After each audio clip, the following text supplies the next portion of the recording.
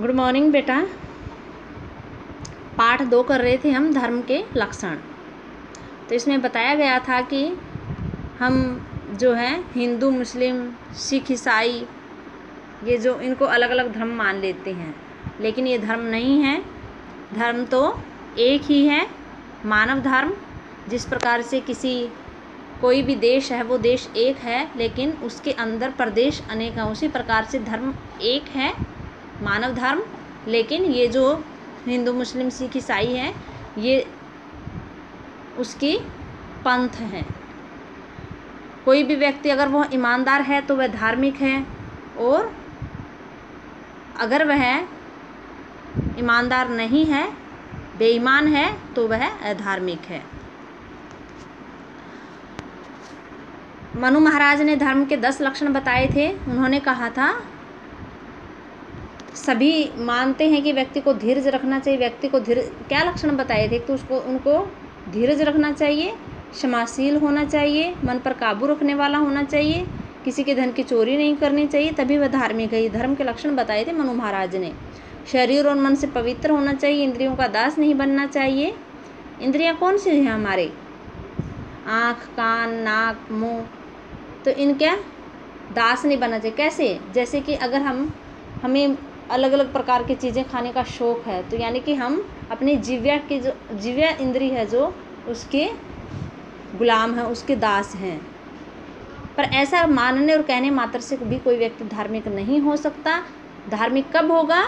जब वह इन लक्षणों को अपनाएगा, इनके अनुकूल आचरण करेगा। अब इन लक्षणों में से किसी विशेष ग्रंथ को पढ़ने या न पढ़ने की बात नहीं की गई है। यानी कि इन लक्षणों में ये नहीं बताया गया कि आपको कोई भी ग्रंथ पढ़ना है या क्या कुछ पढ़ना है। ईश्वर को मानने या न मानने की भी शर्त नहीं रखी गई है। किसी अवतार, पीर, पैगंबर को भी नहीं बताया गया है। कोई व्यक्ति किसी भी संस्कृति या मजहब को मानने वाला हो, यदि उसमें ये बातें हैं तो वह धार्मिक है। यानी कि ये जो 10 बातें मनु महाराज ने बताई थी, अगर वह व्यक्ति इन बातों को मानता है तो वह धार्मिक है, और यदि ये बातें उसमें नहीं है तो वह धार्मिक नहीं है। ये गुण धर्म की पहचान है। उपर्युक्त 10 लक्षणों या पहचानों का संबंध व्यक्ति तथा समाज, इकाई और समूह दोनों के साथ है। ये जो 10 लक्षण बताए हैं, इनका संबंध व्यक्ति से भी है, समाज से भी है। यानी कि चाहे वो अकेला हो या समूह में हो, कोई इन सब को में कैसे भी हो, लेकिन ये लक्षण सब में होने चाहिए। जिस समाज के सदस्यों में या जिस समूह की इकाइयों में ये गुण होंगे, जिस भी समाज में ये सब गुण होंगे, वह समाज, वह राष्ट्र, वह समूह धार्मिक और सभ्य कहा जाएगा। यानी कि जिस समाज में, जिस देश में कोई भी एक ग्रुप बना लेते, समूह बना लेते, अगर उस समूह के लोग इन 10 लक्षणों को मानते हैं, उस समाज के लोग इन 10 लक्षणों को मानते हैं, या फिर उस देश के लोग इन 10 लक्षणों को मानते हैं, तो वह व्यक्ति या समाज या वह राष्ट्र जो है वो क्या है? सभ्य है, धार्मिक है। वह इकाई या व्यक्ति तो धार्मिक होगा ही।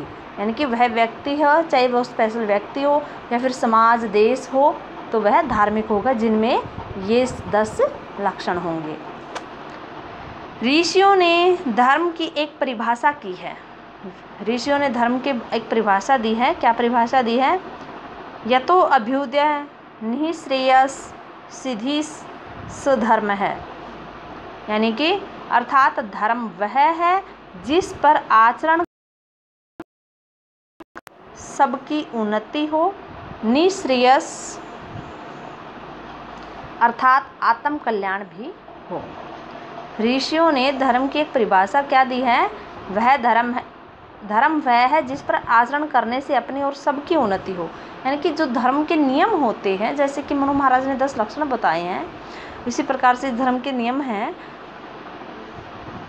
अगर उस पर आचरण करने, वह कोई भी व्यक्ति इन नियमों को, इन आचरण को मानता है, तो क्या होता है? उससे सबकी उन्नति होती है और निःश्रेयस अर्थात आत्म कल्याण भी होता है। उनका निःश्रेयस क्या? यानी कि आत्म कल्याण भी उनका होता है, अगर वह कोई धर्म के लक्षणों को मानता है। और धर्म वही है। यदि कोई भी किसी धर्म का पालन करता है, वह पालन करने से यदि उसकी उन्नति होती है तो वह निश्चय में उसका आत्म कल्याण भी होता है और वह निश्चित रूप से वह धर्म धार्मिक है। उदाहरण के लिए किसान अपने खेत में उत्तम अन्न पैदा करता है। किसान जो अपने खेत में अच्छे से अच्छा अन्न पैदा करता है, वह स्वयं खुशहाल होने के साथ साथ समाज को भी स्वस्थ और समृद्ध बनाता है। यानी कि वो अगर वह अपने खेत में अच्छे से अच्छा अनाज पैदा करेगा, मेहनत करेगा, अपने खेत में अच्छा अनाज पैदा करेगा, तो वह खुद तो खुश रहेगा ही, उसके पास अच्छा अनाज आएगा, पैसे आएंगे, यानी कि उसकी सारी ज़रूरतें पूरी होंगी। बस इसके साथ साथ वह देश को भी खुशहाल बनाता है, क्योंकि देश में जो व्यक्ति रहते हैं अगर वो खुश होंगे तो देश भी खुशहाल है, समृद्ध है। अगर वो समृद्ध हैं, धन वाले हैं, धनवान हैं, स्वस्थ हैं, तो देश भी समृद्ध है। जबकि दूसरा तंबाकू की खेती करके स्वयं भले ही माला माल हो जाए, किसान तो वो भी है जो तंबाकू की खेती करता है, वो खुद तो माला माल हो जाता है, पर क्या की हानि करता है। यानी कि तंबाकू का उत्पादन करता है, खुद को पैसे मिल जाते हैं उसको, लेकिन क्या करता है, समाज के स्वास्थ्य की हानि करता है। समाज में और लोग हैं, उनके स्वास्थ्य की वह हानि करता है, उनके स्वास्थ्य को खराब करता है। इसी प्रकार अच्छी एवं शुद्ध वस्तुओं का व्यापारी अपने साथ साथ समाज का भी हित करता है, जबकि मिलावटी तथा हानिकारक वस्तुओं का व्यापारी पैसे की दृष्टि से स्वयं भले ही पैसे कमा ले, किंतु वह समाज का हत्यारा है। यानी कि अगर वो मिलावटी चीज़ें बेचता है, अच्छी चीज़ें नहीं बेचता, खुद पैसे कमा लेता है, लेकिन वह समाज को का हत्यारा है। यानी कि समाज को वह बुरी दशा में धकेल रहा है। वास्तव में वह अपनी भी हानि करता है और सबकी आंखों से गिर जाता है। खुद की भी हानि करता है, पैसे कमा लेता है, लेकिन किसी को भी वो अच्छा नहीं लगता है, क्योंकि सबको पता है उसके पास से कोई सामान कम लेने के लिए जाएंगे, सबको पता है, अगर दूसरों को पता है कि ये मिलावटी चीज़ें बेचता है, अब किसी को भी वह अच्छा नहीं लगेगा। अतः कर्म ऐसा करना चाहिए जिसमें अपने साथ साथ दूसरों का भी हित हो, दूसरों की भी भलाई हो। हमें कैसा कर्म करना चाहिए? हमें ऐसा कर्म करना चाहिए जिससे दूसरों का भी की भी भलाई हो, आत्मा मैली न हो, हमारी आत्मा के ऊपर किसी प्रकार का मैल न चढ़ा हो, यानी कि शुद्ध आत्मा हो हमारी। कभी कभी धर्म और अधर्म के समझने में विद्वान भी भटक जाते हैं। विद्वान भी कभी कभी ये सोच करके भटक जाते हैं कि क्या धर्म है और क्या अधर्म है। अतः आत्मन है प्रतिकूलानि प्रेषाम न समाचरेत, अर्थात जो हमारे प्रतिकूल हो और वह व्यवहार हमें दूसरों के साथ नहीं करना चाहिए। यानी कि जो व्यवहार हम दूसरों से अपने लिए नहीं चाहते, वह व्यवहार हमें दूसरों के साथ नहीं करना चाहिए।